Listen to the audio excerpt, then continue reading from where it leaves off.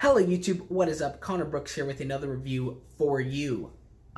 First off, before we get into the video, I would just like to say Happy New Year to everyone. I look forward to a great 2020 with you and the channel, and I hope 2020 treats you well and it's the best year ever for you. So, today, I have a real treat for you today. I have a real treat for you today. Grammar. As I always do, always have a real treat. If you are, after this video, I'm going to be posting a special announcement for the new year. So if you are a regular viewer of my channel, look for that after watching this video. And if you were just here because you finally found a Intermountain FP7 RF&P DCC and sound review, because you've been waiting since forever, then you can also watch that announcement because it's cool, or not. But if this is the first time viewing the channel, please check out my other videos, and let's get right into the review.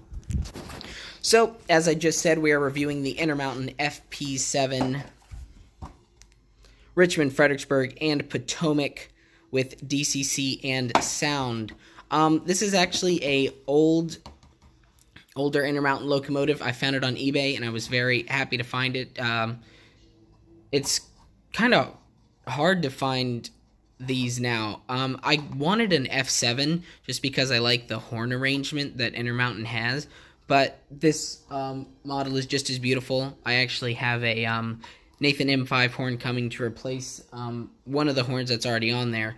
But so the box has a little wear and tear, but that's just because it's old. The model is perfectly fine. So inside the box is the locomotive holder. And this is, like I said, older, so it's styrofoam with just a cover on it. I know that newer locomotives in the boxes have like plastic, and you set it in plastic, but Intermountain had this. So this is what Intermountain had. Here's the operator's guide, which also comes in there. So this gives you all the information about the decoder and whatnot. This locomotive is equipped with a Soundtrax Tsunami decoder, and that was before Intermountain started using ESU. And even though it's not ESU, I still personally think it sounds fantastic. Also, like I said at the beginning of the video, there has never been a review of the RF&P version, and I've honestly had trouble finding older Intermountain FP7 reviews with the Soundtrax sound, so I had no idea what to expect, and I'm very pleased to say that it is awesome. The default horn for this locomotive is a Leslie A125 and A200 combo, which sounds fantastic, and then on the back it tells you how to remove the shell. So that is all that is in the box. So let's go over to the layout and see the locomotive. Drum roll, please. And here she is in all her pride and glory. The beautiful Richmond, Fredericksburg, and Potomac paint scheme looks amazing on this model and on my layout.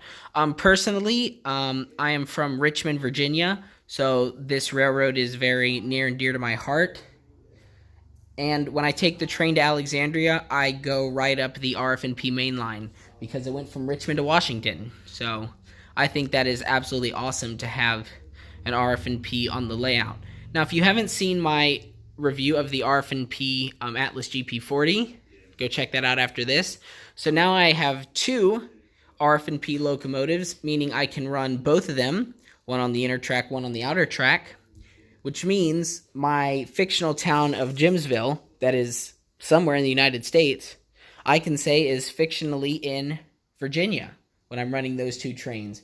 So that's pretty cool. Before I get into detail, along with this, I purchased some Richmond, Fredericksburg, and Potomac train cars just to go along with this locomotive, since the FP7 was a passenger locomotive.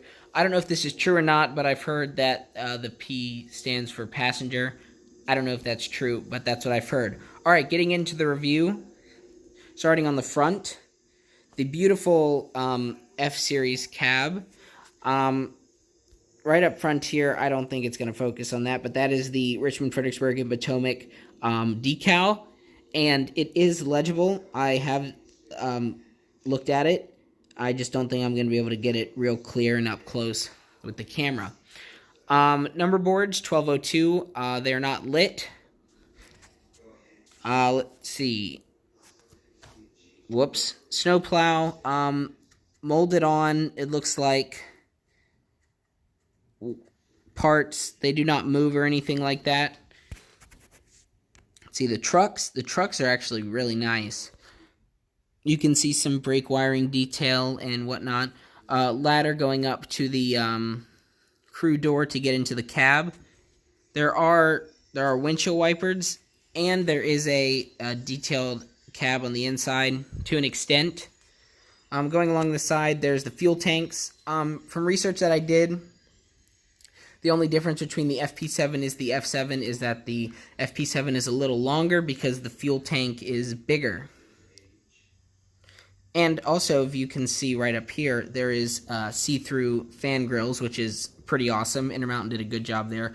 Separately applied grab irons, which are actually nice and tight in there on the front and back. The back trucks, same as the front, beautiful. There's a step-up ladder to a door that is there. And the number 1202 is there as well. Let's go ahead to the back. So on the back here, there is more 1202. There's a door, and I don't know if this is a window or a reverse light, but I've seen it on... Okay, focus.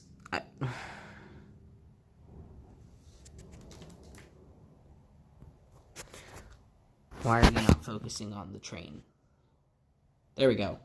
I've seen pictures of F7s, FP7s with this, and I have no idea if that is a headlight or backup light, window or backup light. So if someone knows, please let me know in the comments down below. That would be awesome. There's also really cool detail on this door. I don't know. I just think that's pretty cool. Okay.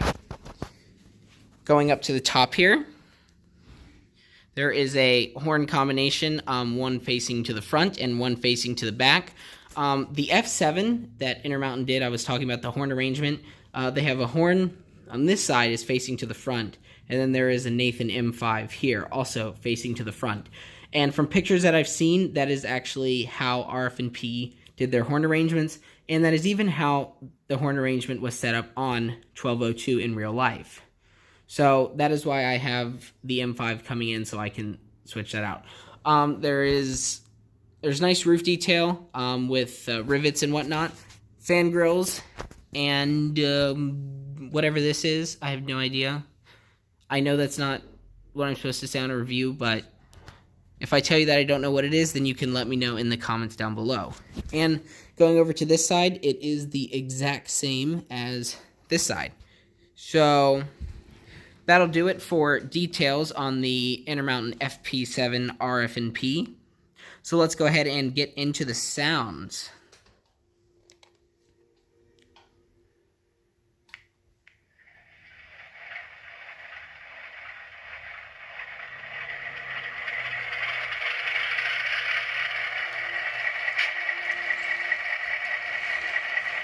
Also, I'm just going to say this now. From what I've seen, I'll tell you this as I go get the operator's guide because I forgot it. From what I've seen and heard from this train, this is actually like a really nice soundtracks decoder.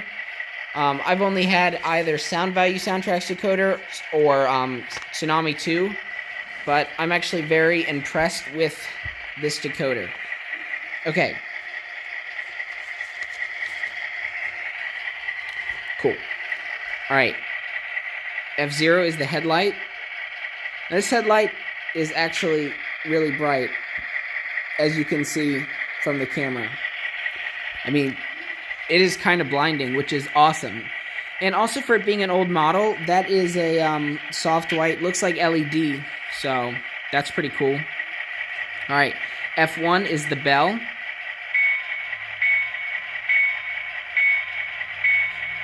F2 is Longhorn.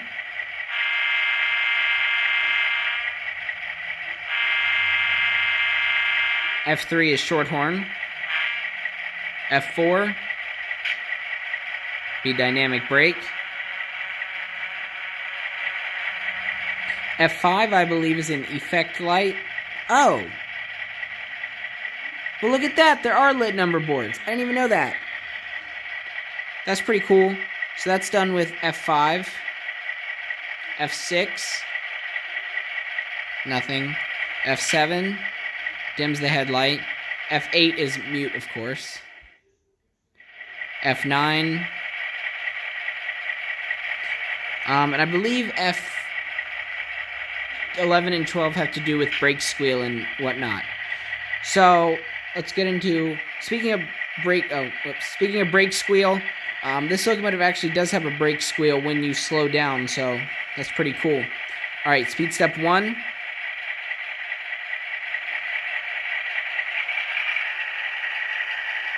Two, 3, 4, 5, 6.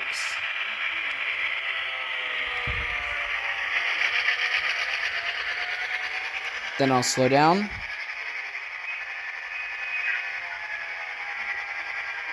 So as you could hear, there was the brake squeal.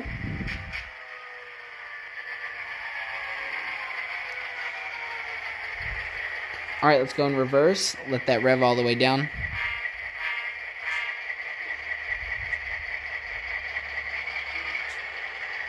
All right, we'll go back up to speed step 6.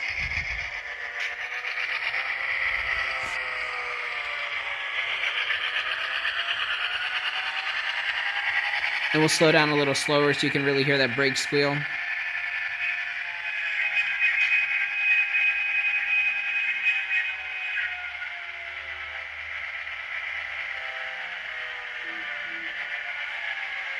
And then there is a sound between F2 and F1, and then F1 to stop, so I'll show that.